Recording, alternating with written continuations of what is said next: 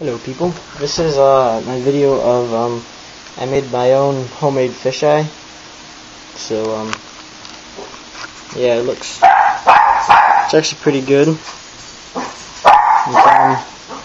my dog's barking. It's getting real close and you can see the roundness and stuff, and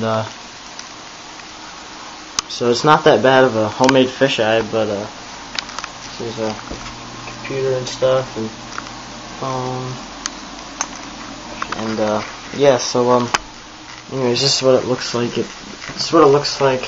Well, this is what it looks like with it, and this is what it looks like without it. Just looks like a normal camera, and then this is the actual fisheye. It's just a peephole, and then you can see in there there's the fisheye. You just have to zoom in a little bit, but yeah, it's not that bad. It cost me like $6, so it's not too bad. But yeah, let me put it on there again. Need to zoom in a little bit. Oh, that's a little too much.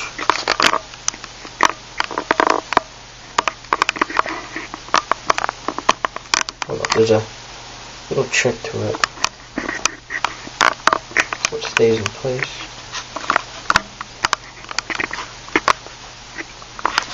So yeah, that's my fisheye.